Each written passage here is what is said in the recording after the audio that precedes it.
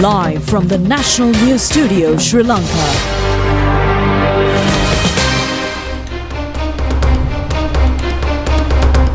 Hello, good evening. Coming to you live from the National News Studio. Welcome to the news. My name is Clifford Richards. A pleasant evening. I'm Bilanjali Ananda, and these are headlines for tonight.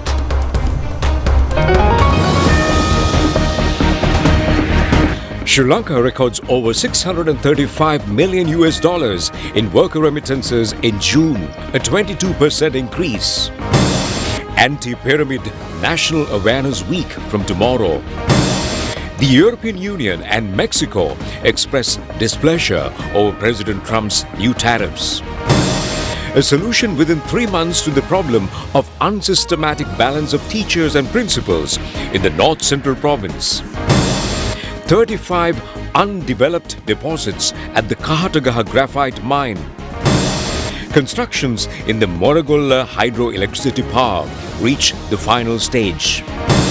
Seafaring remain a risk for several more hours between Galle and Petroleum.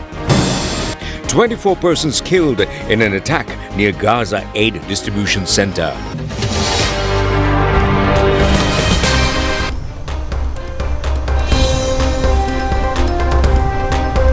Well, moving on to the stories in detail. Well, according to the central bank, remittances of more than $635 million has been received by Sri Lankan foreign employees in the month of June. The latest statistics issued by the central bank point out that this has been an increase of 22% compared to the figure in the month of June last year. The cumulative value has been $3.7 billion during the period from January to June 2025. The central bank points out that this is an increase of 18.9% compared to the same period last year. In 2024, remittances from foreign employees had been $6.57 billion.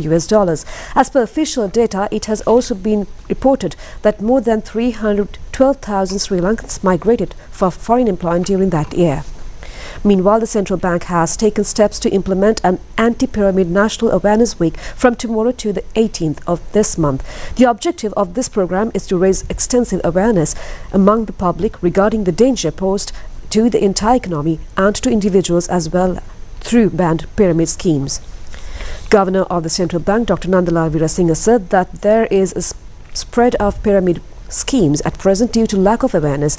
At the same time, there is an increase of institutions which accept illegal monetary deposits, investments in plantations, cryptocurrency and educational projects. He stressed that the assistance of citizens is expected to completely eradicate illegal functions of this nature in the guise of investments. As a country, Sri Lanka has to get rid of these illegal schemes such as these pyramid investments. Now, this much talked about the 30% import tariff proposed by US President Donald Trump has drawn sharp criticism from both the European Union and also Mexico. But both sides have expressed strong disapproval and warned of potential counter mechanisms in the future. Well, the announcement follows the collapse of several weeks of negotiations aimed at reaching a broader trade agreement. President Trump declared yesterday that starting from August 1st, a new 30% tariff will be imposed on all goods imported into the U.S. from European Union and Mexico. The proposal has been met with concern and condemnation from both regions. Mexico's government responded by calling the tariff unfair and emphasized that no opportunity was given to discuss key issues, including trade sovereignty. Meanwhile, European Union Commission Ursula von der Leyen stated that the EU remains willing to reach an agreement with the US by the stipulated deadline. However, she clarified that the European Union will take all necessary measures to protect its economic interests, including proportional retaliatory tariffs if required. The EU and Mexico have both stressed the urgent need for continued dialogue with the US to avoid a trade escalation. Despite this, President Trump has issued formal letters to both parties warning that if either imposes retaliatory tariffs against against the US, he will respond by increasing tariffs even beyond the proposed 30%. Meanwhile, French President Emmanuel Macron expressed deep regret over Trump's announcement and emphasized that if no agreement is reached, the EU must swiftly prepare credible countermeasures. Italian Prime Minister Giorgia Meloni expressed hope that a fair deal could still be negotiated, while Dutch Prime Minister Dick Schoof called on the European Union to act collectively and decisively to secure a mutually beneficial agreement with the US. Prime Minister Dr. Harini Amarasuriya says that the cooperation of teachers, the administrative sector and the parents is essential in order to successfully implement the new reforms by changing the existing educational system. She has made these remarks participating in the first of a series of discussions to enlighten educational authorities in the North Central Province yesterday. The aim of the government is to hand over whatever form of professional status to students who complete their school education of 13 years. The new educational reforms are scheduled to be implemented from next year from grade 1 to grade 6. The reforms for higher grades are to be introduced in the year 2028. Accordingly, the students will face the ordinary level examinations for the first time from the year 2029 onward upon implementation of the reforms. The government's intention is to provide an equal education for all through the new methodology. The Prime Minister has also reiterated that there is a possibility to carry forward the methodology after resolving problems within the period of 3 months. Pertaining to unsystematic balance of teachers and principals in the North Central Province, Governor of the North Central Province, Vasantha Chinadasa, also participated in the event. The Graphite Lanka Limited Institute of Madragoda, Karnataka says that a prominent factor leading to the drawbacks in the local graphite mining industry is not properly maintaining the mines and not correctly identifying and also developing the graphite deposits. Well, the chairman of the Institute, Chartered Mining Engineer PVA Hemalal, was expressing his opinions recently. The Karnataka Lanka Graphite Limited is a fully owned government company and its shareholder is the Secretary to the Treasury. The mine had been functioning as two entities, the Karnataka and Kolongaha, since year 1872. However, with the government's acquisition of the resource in 1973, the two mines are amalgamated and turned into a single mine. It was turned into a fully owned government institute in 1990. Karnataka mine is Sri Lanka's deepest mine, consisting of 2 mine craters which can access into a depth of 2,000 feet. This mine contains graphite with a higher carbon percentage. Well, there's a high probability to mine natural graphite layers which have a carbon content of more than 99% in extremely pure status. Measures have been taken to hand over to the Treasury more than 7.4 million rupees as profits of the company. At present, the graphite is being exported to USA, UK, China and Japan.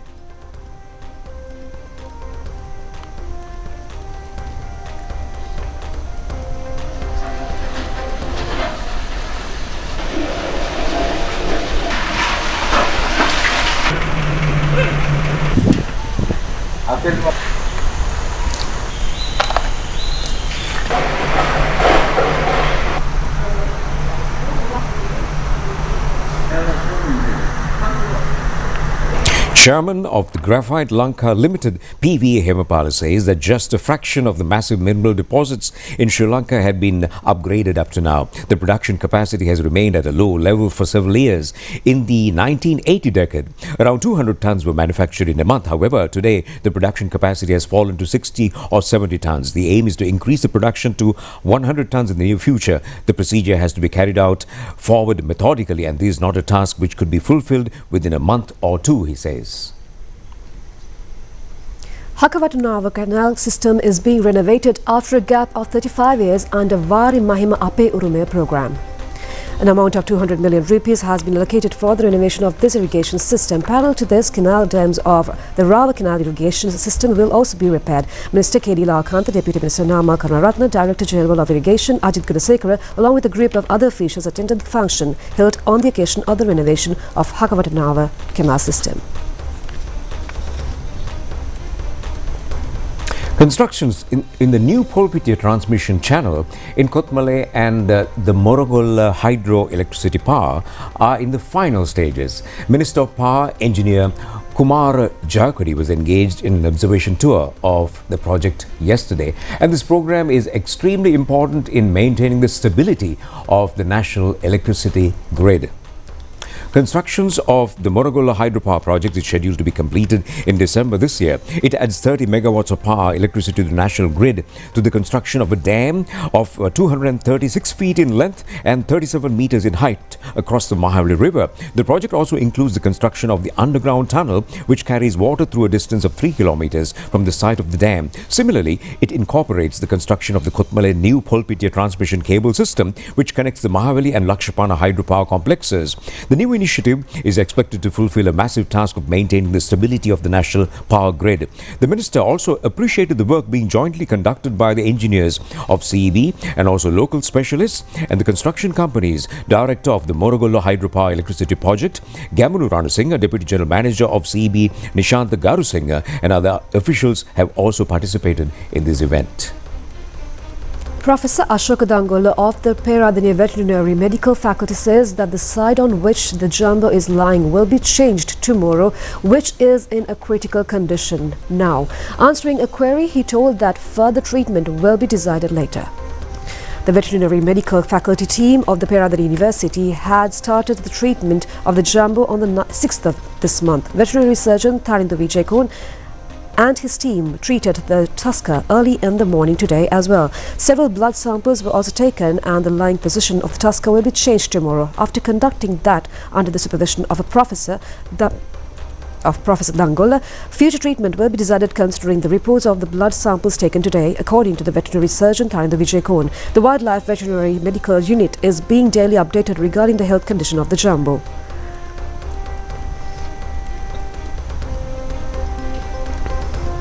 Meanwhile, several other elephants wounded due to gunshots are also being treated these days.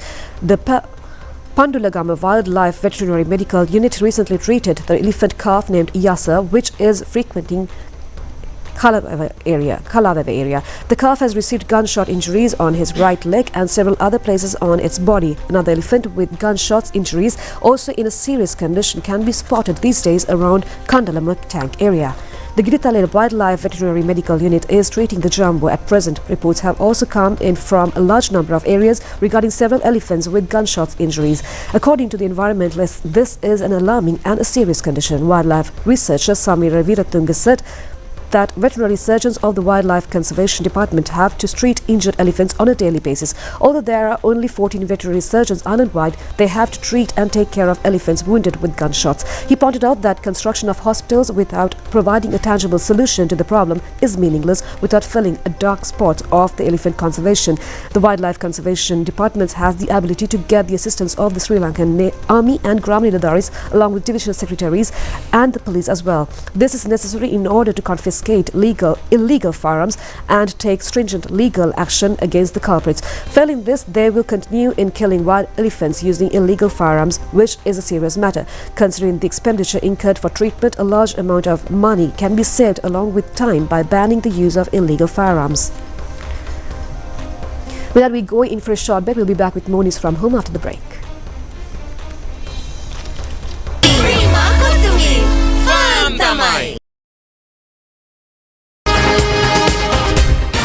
Live from the National News Studio, Sri Lanka.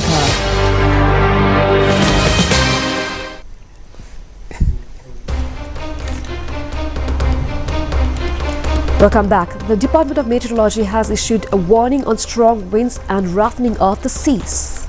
Well, accordingly, sea areas beyond the shores from Galle to Mathura as well as to Pothuil via Hambantota would turn extremely rough from time to time. Therefore, it was informed that the fishing and naval communities are to refrain from engaging in activities in the seas in the next 24-hour period. Wind speed in the sea areas beyond the coast of Galle to Mathura and also to Pothuil via Hambantota may increase up to 55 to 65 kilometers per hour at times. Similarly, wind speeds in the seas beyond the shores from Galle to Puttalam via Colombo could reach as much as 50 to 55 kilometers per hour. The sea waves on the coastal belt from Puttalam to Colombo across Galle and Hambantota up to Pothuil could increase to 2.5 to 3 meters. As a result, there is a tendency of the sea waves entering land and nearby coasts. The Met Department further points out that the rainfall from time to time could be expected in the western Sabaragamuwa and northwestern provinces, as well as in the districts of Nuwara, Kandy, Galle and Mathura. Meanwhile, thunder showers could also be possible, especially at night in the Uva and eastern provinces, and the report adds that the intermittent strong winds of 40 to 50 kilometers per hour could be experienced in the western slopes of the central highlands as well. The resident representative of the United Nations Development Programme, Asusa Kubota, affirmed that the UNDP will support the Sri Lankan government's ongoing initiatives to build an efficient and accountable public service. She made these remarks during a meeting with the Secretary to the President, Dr. Nandika Sanatkumar Nayaka, held this morning at the Presidential Secretariat. Discussion focused on improving collaboration with the UNDP to strengthen staff training and establish internal affairs units aimed at delivering efficient services across all government institutions. These units are intended to prevent corruption, promote transparency and accountability, uphold ethical governance and support law enforcement in a coordination with the Commission to investigate allegations of bribery or corruption. Further discussions were held on introducing programs aimed at cultivating a culture of compliance within public institutions by encouraging ethical behavior among public officials. Steps have been taken to develop the hospital system in the northern province under a proper plan. Well, this has been done to provide a qualitative and also an efficient health service to the people of the province. Minister of Health and Mass Media, Dr. Nalinda Jayatissa, conducted a special investigation tour of the teaching hospital in Jaffna yesterday. The minister took steps to provide immediate solutions to a large number of problems. The minister inspected the OPD operation theatres, residential treatment wards, emergency treatment department, the cardio catheter laboratory, CT scan unit, orthopedic and genito-urinary surgical wards, and the functions of future projects of the hospital as well. The minister also visited the residential patients' wards to inquire about their health and also instructed the hospital administration to streamline treatment for the patients. A special feature of the visit was the appreciation of the services of consultant doctors, nurses and health officials and other staff members to strengthen the health services in the northern province during a short period of time. A program to develop human and physical resources of the Jaffna Teaching Hospital is to be implemented in the future, the minister added. The tour was joined by Minister Ramalingam Chandrasekhar, parliamentarians and director of the Jaffna Teaching Hospital, Dr. T. Satyamurthy, and the hospital staff.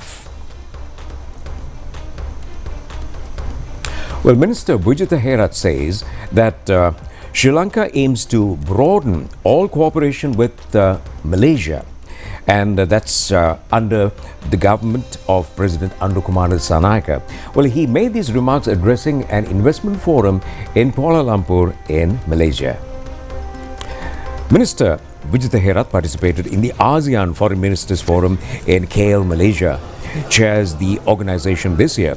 The ASEAN Foreign Ministers Forum commenced on July 8th. Meanwhile, Sri Lanka Investor Trade and Tourism Forum 2025 took place in Kuala Lumpur last evening. It was organized by Sri Lanka High Commission of Malaysia under the guidance of Acting High Commissioner Mohammed Rizvi. The Foreign Minister addressing the gathering mentioned that Sri Lanka expects to deepen relations with Malaysia. Partnership with Malaysia in all areas. Canvas of contrast, where ancient whispers converge with the visions of tomorrow. Sri Lanka's strategic location. Minister Vijitha Herat held a meeting with Malaysian Prime Minister Dato Seri Anwar Ibrahim in Kuala Lumpur yesterday. The bilateral discussions took place on the sidelines of the 58th ASEAN Foreign Ministers meeting. The meeting highlighted the strengthening of diplomatic ties and cooperation between Sri Lanka and Malaysia. On the sidelines of ministerial events under the auspices of ASEAN, the Foreign Minister met with Russian Foreign Minister Sergei Lavrov. During the conversation, both sides discussed the pressing issues on Sri Lankan-Russian relations and collaboration on international platforms. Minister Lavrov noted that Sri Lanka has long been a trusted partner of Russia in South Asia. He acknowledged the deep and positive historical trajectory of bilateral relations and expressed a commitment to advancing the relationship further as a model for future collaboration. As a permanent observer, Sri Lanka joined the 55th regular session of the General Assembly Organization of American States. This session was held under the theme Building Resilient, Inclusive Economies in the Americas. This was in accordance with the General Assembly resolution titled Strengthening the Participation of the Permanent Observers in the Activities of the OAS in St. John's, Antigua. in Barbuda. As the principal multilateral forum for the Latin American and Caribbean region, the OAS offers a unique platform for Sri Lanka as a permanent observer to engage constructively with the countries of the Latin American and the Caribbean region or the Western Hemisphere, strengthening irrigational dialogue and foster mutual understanding and cooperation. Managing Director of the Petroleum Storage Terminal, Dr. Myra Nethikumarage, says that the Petroleum Corporation will be turned into an institute providing an efficient service. He said at a media briefing today that in the future there will be no more recruitments and service will be provided based on latest technology. Managing Director of the Petroleum Storage Terminal, Dr. Myra Nethikumarage, said that the labour force, which was at 3,290, is now restricted to 2031. He added that nobody will have to be afraid of losing jobs. The chairman further said most of the current employees will retire this year and the year after. No new recruitments will be done in place of the outgoing employees. He also said that the company is not a job provider. It is a service-oriented institution of the Petroleum Corporation, which will be turned into an efficient enterprise. Commenting on convening of tenders in the distribution of fuel stocks to the Kurunegala depot, he said that fuel distribution is being done on two methods. One method is via train transport and the other by means of buses. The buses carry 40% of the load. The chairman also said that they have called on tenders in order to have more transparency in the dealings. The current parties are also able to participate in the tender procedure. He's requested those concerned to attend the meeting on the 15th, where solutions could be found to the problems through discussions with the relevant officials. A large number of farmers in the Polonnaru district have turned to corn plantation as a land crop. Well, among them, farmers who supply corn seeds to the local market are also being reported from the Mahavali zone at Moragahakanda. And according to our correspondent, more than 150 farmers are engaged in corn plantation, and they're also earning handsome amounts of money from it.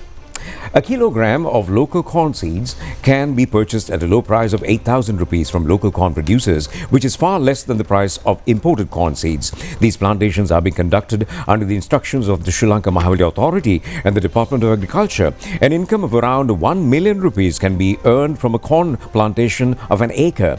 According to the Mahavali Authority, a higher income can be earned from the production of corn seeds than from the sale of raw corn. By now, a large number of farmers are engaged in this project, which was started with a small group. Corn seed manufacturers request Sri Lankan farmers to turn into corn plantation by purchasing corn seeds from the local farmer, thus reducing the dollar expenditure. Well, that's news at home. We take a short break and we'll be back with international stories shortly.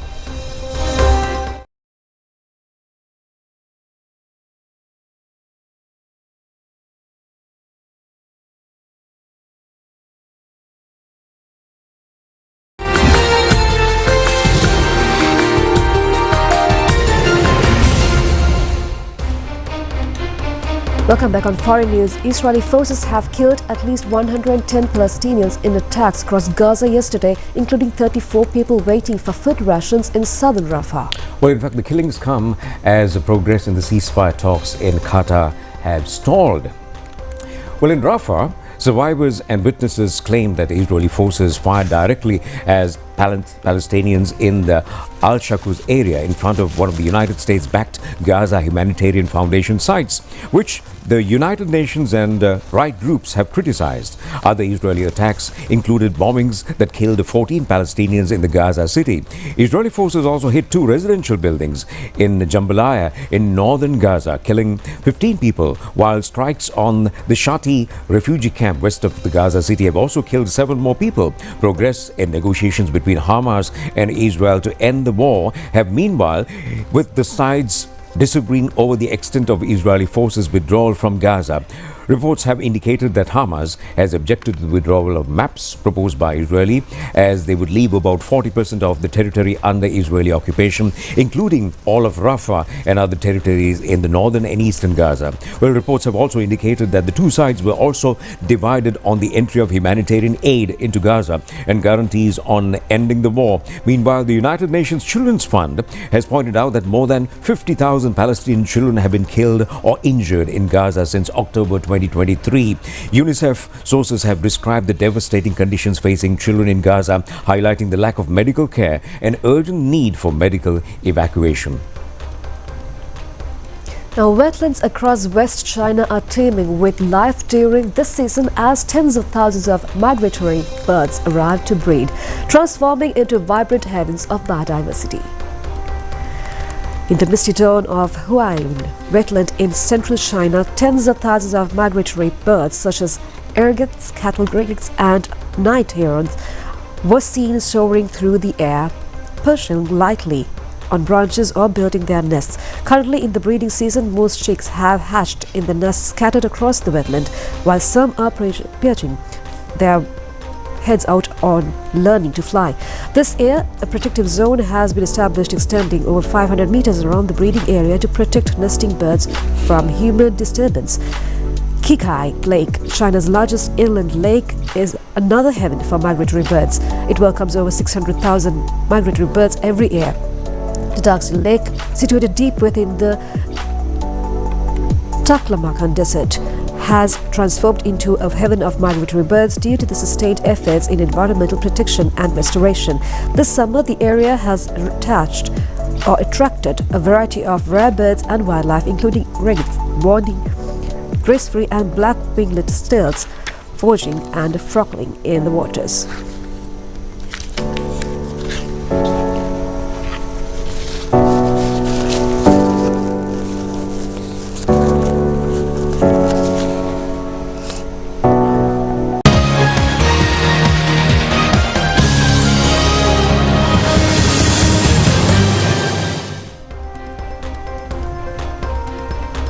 Jax Gunawardena was the winner of the trophy awarded to the best motorcycle rider at the Vallava Supercross Motor Car and Motorcycle Tournament. And meanwhile, Ashan Silva was adjudged the best motor car driver. And the ChannelEye of National Television was telecasting the live programs of the tournament conducted at Udawalawa, and that was held throughout the day, and it was today. Well, the Vallava Supercross was held with the craftsmanship of the Autodrome racing track, which is located adjacent to the Udawalawa National Wildlife Park in Samanagala. Well, the cream of motor car drivers and motorcycle riders throughout the island took part in the competition. The race was jointly organized by the Southern Motorsports Club and the Sri Lanka Army Sports Committee. It's going to be Zoom and all the Krida Samaja, Suishal Daikatwak Labadino, Edaikange Ekasua. Savian, Shakt Sports, that's Tamisha Abewardana, Tamisha.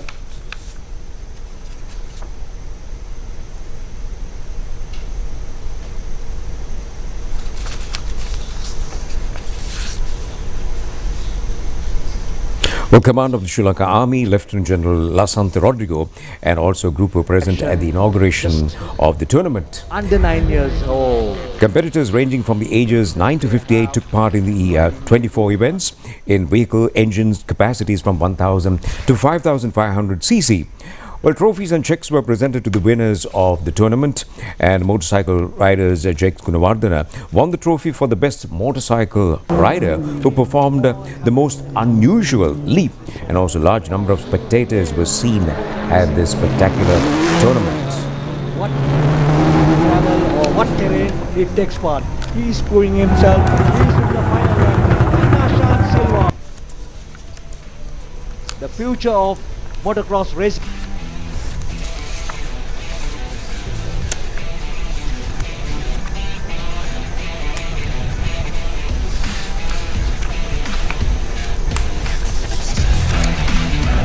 අපි හොඳ අත්පොළ සඩාදයක් ලබා දෙමු. යකින් ආවරණය කොට එකම තැනකින් ඒවා නිරීක්ෂණයකට ජාතික රූපවාහිනී ක්‍රීඩාවේ ප්‍රමුඛයා ලෙස සූදානම්. මෙතරම් ප්‍රේක්ෂකයන් උදෑසන සිට. Well, four-wheelers and two-wheelers at its peak. On that note, it's time to end the news. Do enjoy the rest of the programs together with Dulanjali. This is Clifford wishing you a good night.